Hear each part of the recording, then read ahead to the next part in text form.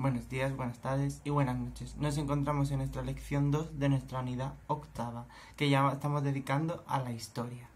He llamado la lección con el mismo nombre de la unidad, entre el Tigris y el Éufrates, porque en esta lección es donde vamos a ver más en concreto, ¿no?, en Mesopotamia, y vamos a ver esas características que tiene esta civilización, estas culturas, para que sean, ¿no?, lo que es considerado como Mesopotamia, ¿no? Entonces, pues por eso tiene este nombre, ¿no? Entre el Tigris y el Éufrates, entre estos dos ríos, ¿no?, pues se encontraba esta civilización y por eso, pues, le tiene este nombre, ¿no? O sea, que vamos a ver básicamente Mesopotamia en esta lección, ¿no? En la imagen podéis ver una reconstrucción, ¿no?, o cómo se piensa que podría ser la ciudad de Babilonia. No quiero comentar mucho más de esta imagen porque iremos comentando más cosas de esta ciudad, pero en la siguiente lección, en la lección 3. Vamos a dividir esta lección en una primera parte llamada medio natural, en una segunda cómo es la vida exactamente, ¿no?,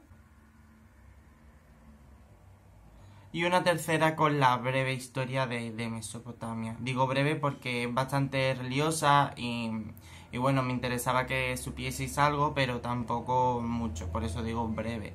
Está bastante resumida, a mi parecer. Bueno, pues comenzamos. Medio natural. Y es que Mesopotamia literalmente significa en griego país entre los dos ríos. Estos dos ríos, como es el nombre de la unidad y de esta lección, ¿no?, entre el Tigris y el Éufrates. ¿Por qué en país pongo una nota aclaratoria? Y es porque realmente no es un país, es lo que ya dije en la anterior lección. Mesopotamia engloba a muchos pueblos, a muchas culturas que tienen semejanzas, también sus pequeñas diferencias, ¿no?, diferentes dioses, diferentes lenguas, pero tienen un mismo sustrato, ¿no?, una misma base, que es lo que vamos a ver pues ahora. Entonces lo que hace es englobarse todo en un mismo conjunto, en una misma civilización, ¿no?, que realmente eran pueblos diferentes, pero ¿qué pasa? Que a lo largo de su historia un pueblo decidirá conquistar a otros, otro englobar a otro, entonces es lo que veremos en el apartado 3, ¿no? Entonces Mesopotamia, pues en vez de referirnos a diferentes pueblos, pues lo vamos a englobar. También hablo aquí de, claro, de esa diversidad cultural, de esa diversidad, por ejemplo, de la lengua, ¿no?, que es la que se inspira la Biblia en hacerla en esa historia de la Torre de Babel, ¿no?, que actualmente se piensa que la Torre de Babel es el figura de la ciudad de Babilonia, ¿no? Entonces sería esto que veis aquí, ¿no?, este figurat, que ya veremos más adelante también lo que es, por si todavía alguien no lo sabe. Yo tampoco no lo he explicado. Entonces, la Torre de Babel, si no sabéis la Biblia, es que Dios impide que se construya esta alta torre, diversificando las lenguas, ¿no?, para que no se entiendan entre ellos, ¿no? Entonces, es lo que pasa en aquel momento en Mesopotamia. Hay diferentes lenguas, a lo mejor no todos se entendían entre ellos. Entonces, es interesante ver cómo la Biblia nos va a servir para entender mucha de la historia de Mesopotamia. Pensar que los judíos están en la costa occidental, entonces pues van a recoger muchos de estas tradiciones mesopotámicas para sus tradiciones, y bueno, y los cristianos pues en el Antiguo Testamento también pues lo comparten, ¿no? Dejando a un lado esto, pues el Tigris y el Éufrates, ¿no?, por separado desembocan en el Golfo Pérsico, ¿no?, como podéis aquí, ¿no? Podéis ver aquí el Tigris y el Éufrates por separado, ¿no?, pero desembocan en el mismo sitio. Las cadenas montañosas que las rodean, pues tenemos los montes Zagros, ¿no?, aquí al noreste. Después tenemos los montes Tauros al noroeste, que como no venían señalados lo he escrito yo, ahí en la península de Anatolia, Turquía. Y bueno, el desierto, que pues estaría por toda esta zona, ¿no?, en el oeste y en el sur. Actualmente Mesopotamia, más lo que es esta zona, ¿no?, entre los dos ríos, lo estrictamente entre los dos ríos, sería actualmente Irán, Irak, Kuwait y Siria. Pero bueno, como Mesopotamia, pues como estáis viendo por ejemplo aquí, se acaba expandiendo mucho más, pues también cogería zonas de la que es Armenia, Turquía y Jordania. Mesopotamia se divide en dos zonas. En la alta Mesopotamia, como veis aquí, es una zona montañosa donde nacen los ríos, y después tenemos una baja Mesopotamia, que es por donde ya es una zona más llana, por donde discurren los ríos con más tranquilidad. El Tigris y el Éufrates normalmente suelen tener sus crecidas sobre primavera por el deshielo de las montañas, pero no es tan estricto como el Nilo. En el Nilo sí se sabía exactamente cuándo iba a ocurrir todo. Aquí solo se tiene pues una estación más o menos de proximidad. Entonces los periodos de sequía y de caudales excesivos pues iban a depender básicamente pues de si ese año había precipitaciones para que se causara el deshielo, ¿no? O básicamente también las propias precipitaciones, como ya sabemos de temas de geografía, pueden causar pues que se sobresalgan, ¿no?, esos ríos creando inundaciones, ¿no? Entonces son bastante peligrosas, ¿no? Tanto las sequías, ¿no?, como ese caudal excesivo, ¿no?, esas inundaciones. De hecho, creo que ya lo comenté en la anterior lección, pero es que las inundaciones que crearían estos ríos Tigris y Éufrates son las que llevan a los mesopotámicos a crear el mito del diluvio universal, que básicamente, ¿no?, pues es un rey mesopotámico que construye una barca guiado por un dios, ¿no?, para salvar a su pueblo. Y ya posteriormente, ¿no?, pues esta inspiración de las crecidas de los ríos bravas, que no les daba tiempo a los mesopotámicos a reaccionar, pues no solo, como he dicho hace un segundo, los judíos también recogían muchas influencias mesopotámicas. Entonces, bueno, pues también tenemos los judíos y los cristianos el mito del diluvio universal, donde en vez del protagonista ser un rey mesopotámico y un dios mesopotámico, es Noé y bueno, Dios, ¿no? Básicamente, vivir cerca de los ríos lo único que producía es que se necesitara pues, un trabajo y una técnica bastante especial, ¿no? Es decir, construir diques y canales.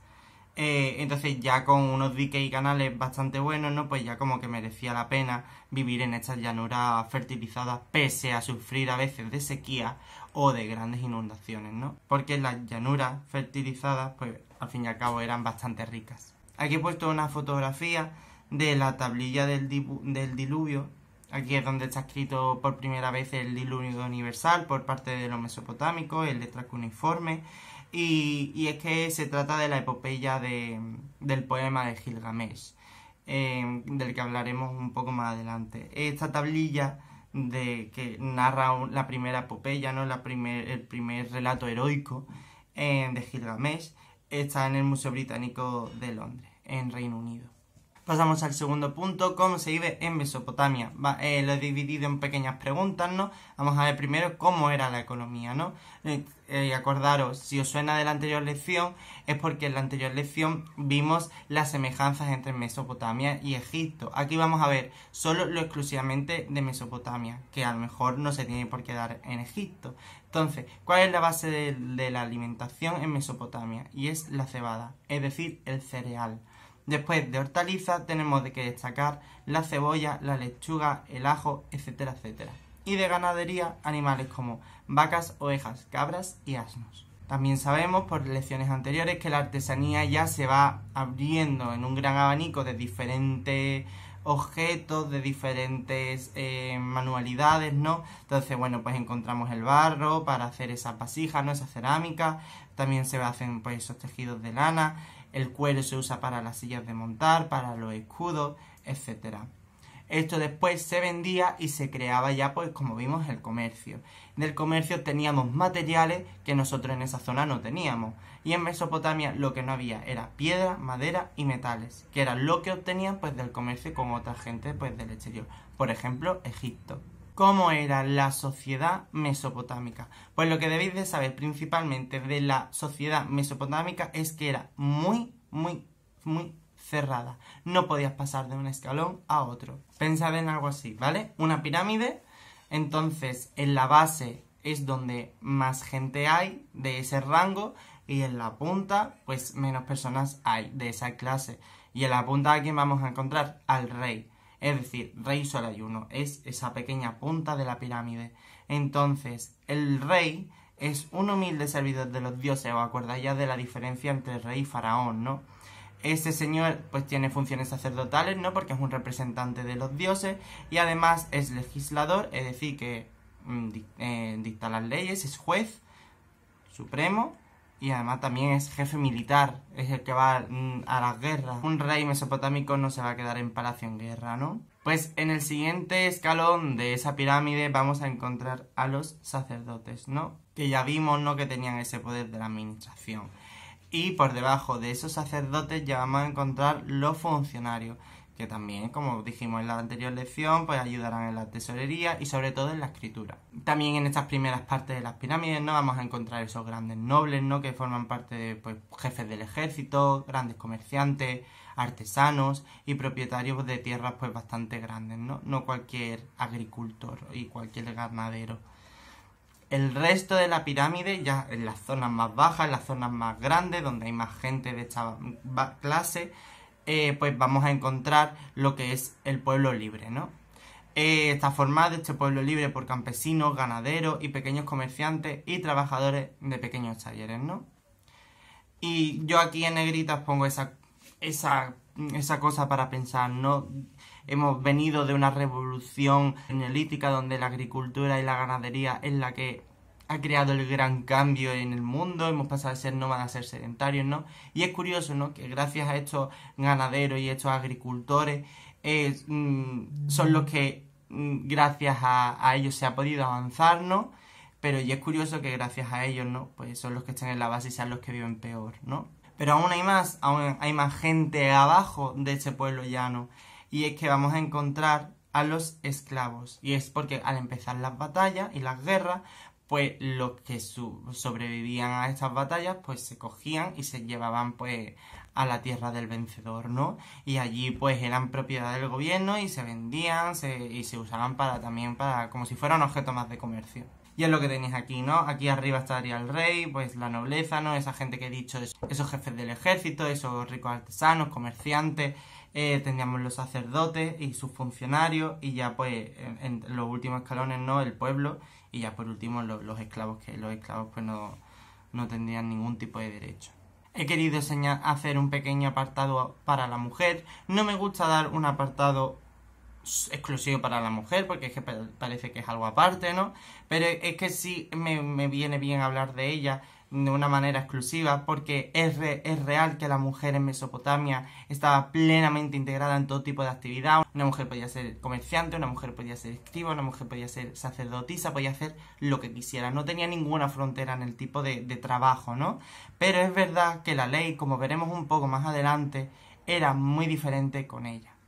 No como era con los hombres, era un poco más estricta. Las ciudades, ¿cómo eran las ciudades? Aquí también tenéis una especie de recreación de cómo sería una ciudad, ¿vale? Y ya estamos hablando de auténticas ciudades, ¿no? Ya no estamos hablando de poblados neolíticos y poblados de la edad de los metales, ¿no? Ya estamos hablando de que estamos en las grandes civilizaciones, ya son grandes ciudades, ¿no? Más ya vimos esas cifras que la comparábamos con la ciudad de Málaga, ¿no? Entonces vamos a encontrar no solo casas, sino va a haber muchos tipos de edificios, cada uno para una necesidad en concreto, ¿no? Toda la ciudad se organizaba alrededor del zigurat, ¿no? O sea, si este es el zigurat, ¿vale? Pues alrededor, pues se recreaba la vida, ¿no? Todo alrededor, pues, de ese edificio religioso, por si no lo sabíais, hago spoiler de la siguiente lección. A su vez, todo esto, pues, estaba rodeado, ¿no? Pues, como veis aquí, de una muralla, ¿no? Ya sabemos, estamos en periodo poco conflictivo. También os he dejado caer que en Mesopotamia se van a ir conquistando unos a otros. Entonces, bueno, pues estamos en un periodo conflictivo, ¿no? Y se necesita pues de esas murallas para la supervivencia. Ahora me gustaría hablar tanto de las calles como de las casas. Las calles son bastante estrechas, sinuosas e irregulares. Es decir, que la ciudad se creaba, sí, a raíz del zigurat en el centro, pero sin ningún orden. O sea, tú ponías la casa aquí, allí, entonces a lo mejor te encontrabas una calle pues que era súper estrecha en algún momento, después se abrían, eran irregulares, ¿no? No había ningún arquitecto se paraba a decir, venga, vamos a poner esta casa paralela a esta, nada. Eso lo veremos mucho más adelante. Se velaba por la privacidad, ¿no? Entonces las casas tenían muy pocas ventanas, ¿no? No se podía ver normalmente lo que ocurría dentro de ellas. Esto se quedó arraigado en esta zona. Posteriormente, ¿no? Pues en esta zona también estuvieron los musulmanes, entonces también pues adaptaron esta tradición urbanística que pasaban los musulmanes cuando llegaron a España, pues también nos la trajeron. Eso se pueden ver pues mucho en los pueblos, ¿no? Esas casas irregulares, también en zonas céntricas de algunas ciudades, por ejemplo Málaga, esas calles están irregulares.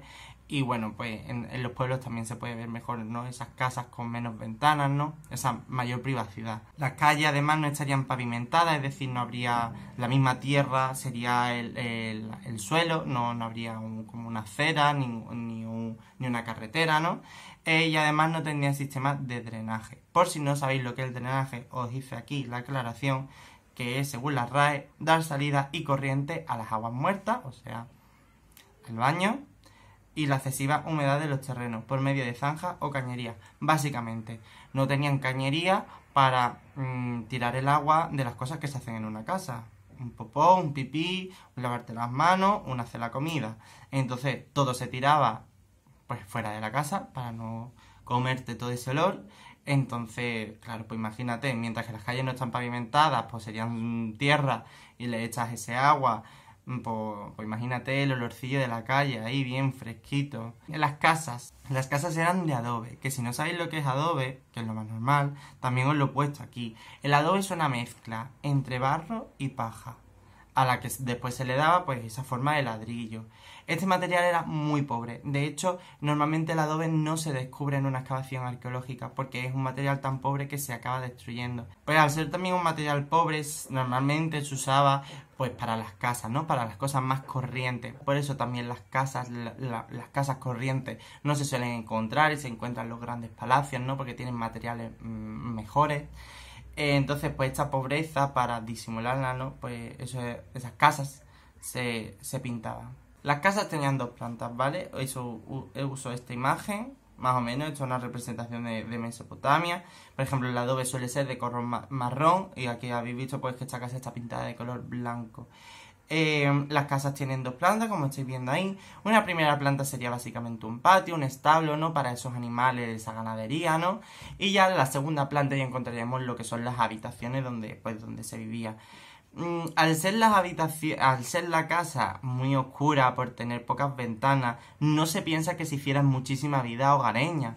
En cambio, sí se piensa que se hiciera mucha vida en el tejado, ¿no? Como veis aquí, pues donde simplemente, pues, al vivir en una zona de temperaturas bastante buenas, pues se piensa que en las terrazas pues se viviría bastante, en vez de estar escondidos, ¿no? En esa oscuridad de las casas. Que también en algún momento sería aliviante, ¿no? Después de tanto calor, pues estar en la sombra un ratillo, ¿no? Pues sería ideal. Pero como son también muy pequeñas, pues no se haría mucha vida dentro de las casas. Vamos a hablar de la cultura de Mesopotamia, ¿no? De estas letras y ciencias. Mesopotamia es la cuna de la civilización, ¿no? Es esa gran primera civilización, es la cuna del derecho, ahora hablaremos más concretamente de eso, pero también es la cuna de la astrología, y competía con Egipto por la supremacía en la medicina. En Mesopotamia se creó la rueda para los carromatos de guerra, por ejemplo, el arado, que es una técnica para la agricultura que simplemente pues se encarga de rajar ese suelo para que las semillas estén más profundas y se arraigan mejor a la tierra. Y bueno, como ya sabemos, ¿no? Pues aprovechando esa fertilidad de los ríos, ¿no? Pues sistemas de riego y también pues el velero, ¿no? Cruzarían pues los ríos con estos barcos, ¿no? Y gracias a la vela, pues estos barcos pueden ir más rápido y dependen ya no solo de ir remando, sino también depende de la fuerza del viento, ¿no? Vamos a tener numerosas bibliotecas, ¿no? Ya se ha inventado la escritura. Vamos a encontrar los primeros relatos, como ya he comentado antes, la primera gran epopeya de un primer héroe, ¿no? Y es ese poema de Gilgamesh. Gilgamesh es el rey de Uruk, es hijo de un sacerdote y de una diosa. En toda esta epopeya, ¿no? Heroica, este señor pues se encarga de ir pues matando a seres fantásticos de la cultura mesopotámica y va yendo en busca, ¿no? de la inmortalidad. Como digo, aquí es la obra literaria más antigua del mundo. Y una de las grandes aventuras que este rey de la ciudad de Uruk, Gilgamesh, vive, pues es ese diluvio universal, ¿no? Como os he comentado antes. Habéis visto esta tablilla, ¿no? Que está en el Museo Británico, British Museum. Los mesopotámicos también crearon las matemáticas, en concreto el sistema sexagesimal. Sexagesimal proviene del número 60, entonces pues se trata básicamente del sistema horario, ¿no? De esos 60 minutos. Después del sistema horario, ¿no? Se encargaron ya de establecer pues unas horas. Pero pese a ello, interesante, no conocían el número 0, o sea, para ellos no existía. Gracias a las matemáticas, los arquitectos pues pudieron empezar a crear pues edificios monumentales, ¿no? Ya no Gracias a las matemáticas se pueden crear grandes edificios pensando en cómo se iba a hacer tal cosa para que esto no se cayera, entonces vamos a crear tal forma, ¿no? Esto lo veremos mejor en la siguiente lección. La astrología, como he dicho, predecía los eclipses y elaboraron un calendario basado en las fases de la luna. Que a diferencia del nuestro, que normalmente, comienza el 1 de enero, a mitad del invierno, ellos comenzarían en la primavera. En la primavera, como he dicho, por el deshielo de los ríos, por el deshielo de las montañas, los ríos crecen. Entonces, en la primavera, ¿qué pasa? Que se inicia la vida, ¿no? Los ríos, pues, al dar más agua, pues ya tenemos más agricultura. Gracias a agricultura tenemos más ganadería. Y bueno, pues una sucesión de acontecimientos que provoca que en primavera pues se inicie esa vida, ¿no? Entonces el calendario mesopotámico pues empezaría en primavera. Otro dato importante de la astrología, que es que ya sabían que la Tierra era redonda y giraba alrededor del Sol. Y es curioso porque es que nosotros no adoptamos pues esa creencia pues hasta el siglo XV de la actualidad, o sea, después de Cristo, ¿no? Ahora mismo estamos en el segundo milenio antes de Cristo, o sea, 3000, 2000 años antes de Cristo, o sea, hasta el año 1400, ahí es cuando empezaría el siglo XV, es cuando ya se empieza pues a pensar que no todo gira en torno a la Tierra, sino que es la Tierra la que gira en torno al Sol, ¿no? También he querido poner un pequeño apartado a la música, ¿no? Porque a mí la música me encanta, me parece muy importante. Entonces, pues es eso, es eje principal, ¿no? De fiestas, tanto de bodas, ceremonias religiosas, ¿no? Y destacan ya, pues, instrumentos como el arpa, el laúd, la campana, las flautas, los tambores. Y aquí tenéis una imagen, ¿no? De una persona tocando el laúd, ¿no? Esa pequeña guitarrilla. Hablábamos de que son los creadores del derecho, ya hemos hablado anteriormente del Código de Hammurabi, y el Código de Hammurabi lo interesante que tiene es que es la primera ley que hay en el mundo y que el rey es un igual a los demás, ¿no? Todos tienen que cumplir la ley, incluido el rey. Y por ejemplo, actualmente hay lugares donde los reyes, ¿no? Pues no tienen la ley por igual que la ciudadanía, ¿no? Son inmunes, ¿no? Entonces, en este caso no. El rey está bajo el servicio de la ley, ¿no? Primero está la ley y después está el rey. Eran de conocimiento público porque, como ya dije, se grababan en piedra y esas piedras se colocaban en las plazas. Ahí está ese código de Hammurabi famoso del Louvre, que es este que tenéis aquí. En él aparece, pues, aquí un dios sentado que le está otorgando a este rey, a Hammurabi, por eso el código de Hammurabi, estas leyes. Si os dais cuenta, así como dato anecdótico, os fijáis que el rey y el dios están más o menos a la misma altura. Es verdad que el dios está sentado, si el dios estuviera de pie sería mucho más grande que el rey, pero al estar los dos en la misma altura, te está dando a entender esta tablilla que tanto el dios como el rey, los dos son igual de importantes. Cosa que realmente no debería de ser así, ¿no? Estrictamente el dios sería más importante que el rey, ¿no? Pero para que veáis. Esta estela del Louvre tiene más de 2 metros. Esta estela, este código Hammurabi, tiene 282 leyes y se rigen por la ley del talión. La ley del talión significa básicamente ojo por ojo, diente por diente. Si tú me partes la boca, yo te parto la boca. Si tú me das un puñetazo en el ojo y me rompes el ojo, yo te tengo que hacer lo mismo. Es lo que digo aquí. Si robabas, se te cortaba una mano. Si matabas al hijo de alguien, mataban a tu hijo, etcétera, etcétera. Pero ¿qué pasa? Esto si erais personas entre vosotros de la misma condición, es decir, del mismo escalafón social. Es decir, que si ya se hacían cosas entre diferentes escalafones, ¿no? Entre diferentes niveles sociales, ya la pena variaba, ¿no? Y es lo que he puesto en esta tabla, ¿no? He puesto la misma pena, la de reventar un ojo, y diferentes personas, ¿no? Imagínate yo, una persona libre, le reviento el ojo a otra persona libre, ¿no? Somos iguales. Pues entonces, esa persona pues también pues me revienta a mí mi ojo, ¿no? Estamos igual, entonces la ley es igual, la ley del talión, ojo por ojo, diente por diente. Yo le reviento el ojo a un pobre, ¿vale? Pues yo a ese pobre le pago una mina de plata, ¿vale? Aquí está ya la diferencia, porque ya no estamos en el mismo escalafón social, ya hay una diferencia social.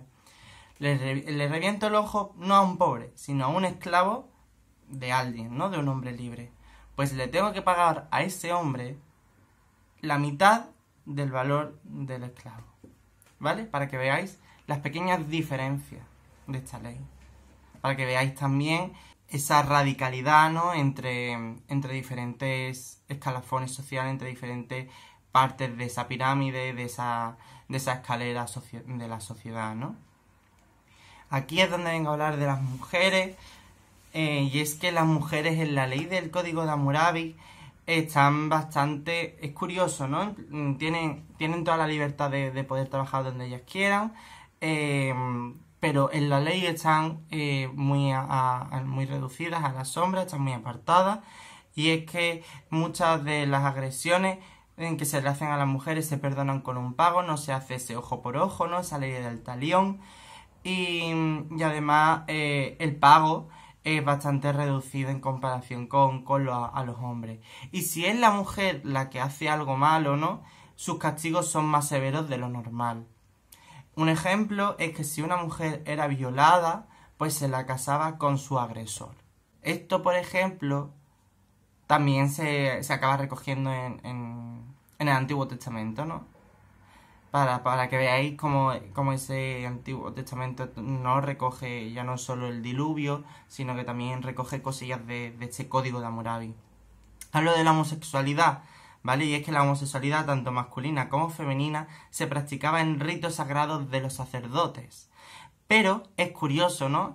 Que la homosexualidad, la masculina, no la femenina, estaba recogida como pena según este Código de Hammurabi. Y ya acabamos, último apartado, ya hemos visto cómo seguía Mesopotámica y cómo era el medio que lo rodeaba. Ahora vamos a ver una pequeña historia. Vale, a ver, para que más o menos nos situemos. Pues por aquí está ya Turquía, ¿no?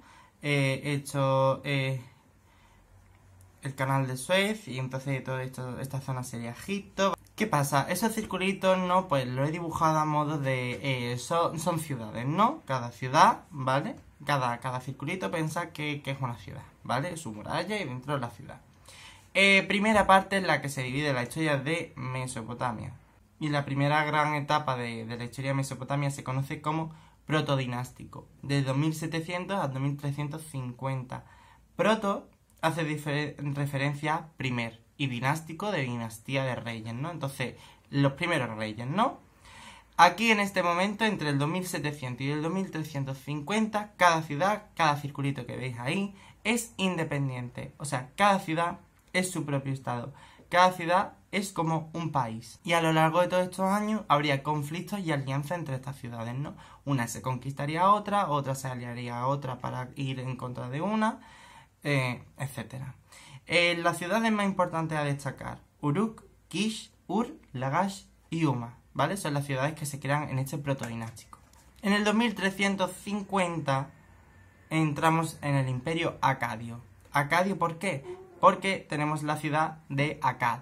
El rey de la ciudad de Akkad, Sargón, pues decide que quiere conquistar toda la zona. Vamos a decir, ¿vale? Que Akkad es esta ciudad, más o menos, ¿vale? Pues entonces allí Sargón, el rey de esa ciudad, dice: pues yo voy a conquistar a toda esta gente. Y así se crea pues el primer gran imperio de la historia. Sargón acaba uniendo a toda esta gente, y es básicamente porque en la batalla usaba arcos y flechas, que era algo pues todavía bastante novedoso. En el 2200, ¿qué pasa? Este imperio cae por las continuas revueltas de las ciudades y porque además llegan pueblos invasores del extranjero. Entonces comienza otro periodo de ciudades e estados independientes, ¿vale? Entonces no, pues volveríamos así, a la normalidad. En este momento en el que cada ciudad es un estado independiente, ¿qué pasa? La ciudad de Ur, esta de aquí, pues consigue bastante prestigio. Entonces, ¿qué dice? Pues de nuevo vamos a conquistar zona de Mesopotamia. En este mapa podéis ver que este momento en concreto corresponde a esta pequeña zona, ¿vale? O sea, es decir, una pequeña zona así.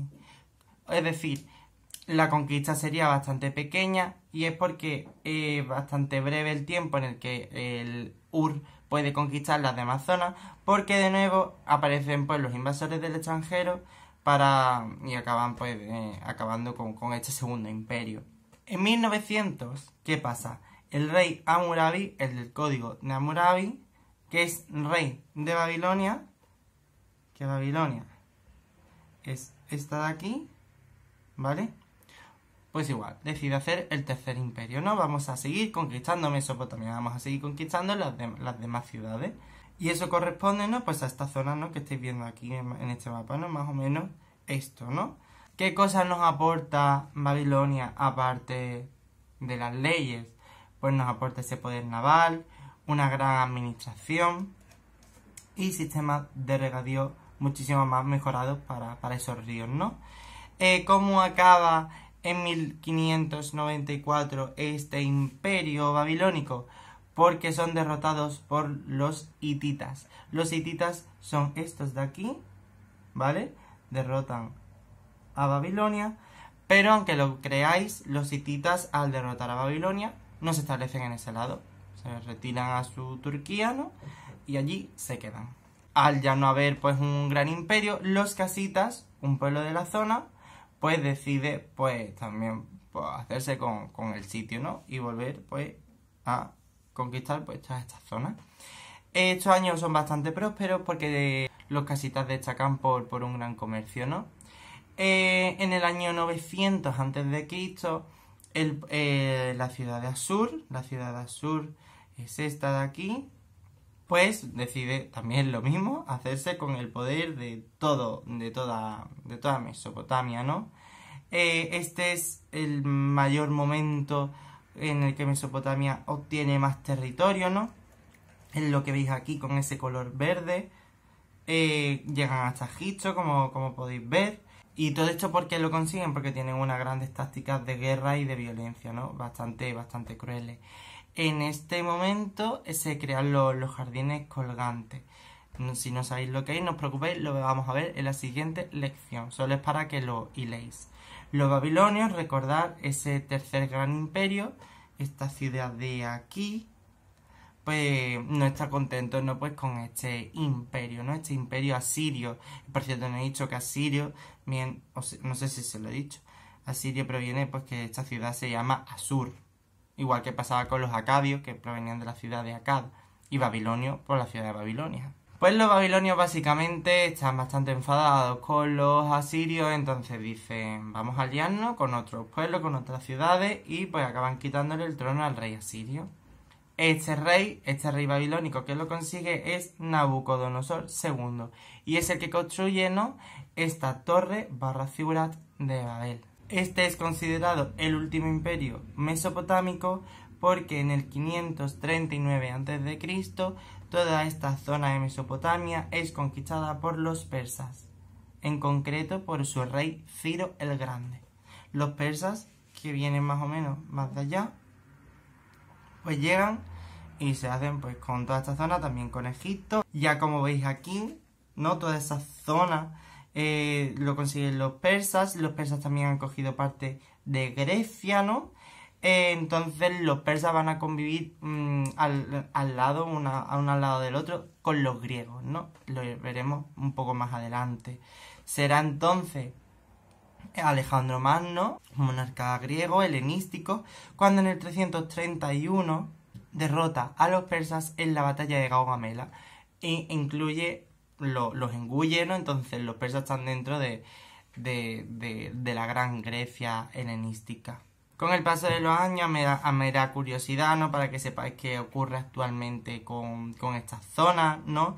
El imperio persa, hablamos de los persas, ya no tiene realmente nada que ver con los mesopotámicos, ¿no? El imperio persa volverá a aparecer durante la Edad Moderna y la Edad Contemporánea, y será ya en 1979 cuando este imperio persa desaparece por una revolución contra la familia imperial y se disuelve. Y se crea, pues, el país, el estado que es conocido actualmente como la República Islámica de Irán, es decir, Irán. Entonces, en toda esta zona, Irán, es lo que tenemos, es Irán. Mesopotamia, la antigua zona de Mesopotamia actualmente es Irán. Y nada, ya con esto hemos acabado esta segunda lección, que era puramente para Mesopotamia. Ya en la tercera lección también seguiremos viendo cosas de Mesopotamia, pero no tanto como es la raíz y como es la base de Mesopotamia, sino que vamos a ver más lo que es el arte, no la religión, y, y ya estaría. Así que nada, espero no haber sido muy aburrido y muy pesado, y para cualquier duda ya sabéis, me tenéis aquí. Así que nada, un saludo, adiós.